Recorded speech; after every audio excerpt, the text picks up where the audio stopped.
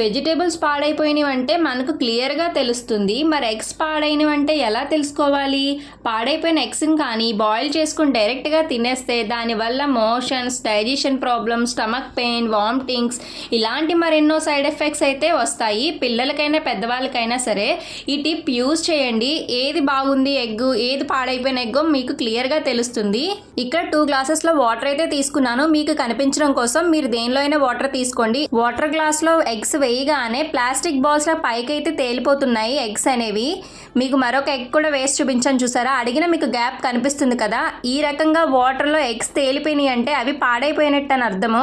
మీరు కావాలంటే బ్రేక్ కూడా చేసి చూడొచ్చు, పలచగా ఉండిద్ది లోపల ఎగ్ అనేది. మరొక ఎగ్ వేసి చూపిస్తున్నాను చూడండి, ఇది ఫ్రెష్గా ఉన్నట్టు. వాటర్లో ఏదైతే మునిగిపోతే అది ఫ్రెష్గా ఉన్నట్టు ఎగ్ అనేది.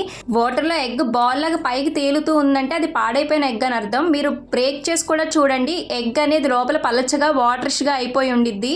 ఈ వీడియో మీకు నచ్చినట్లయితే మీ ఫ్రెండ్స్ అండ్ ఫ్యామిలీ మెంబర్స్కి షేర్ చేసి ఇలాంటి మరెన్నో వీడియోస్ కోసం మన ఛానల్ని సబ్స్క్రైబ్ చేసుకోండి. రుషికా క్రియేషన్స్. Thank you.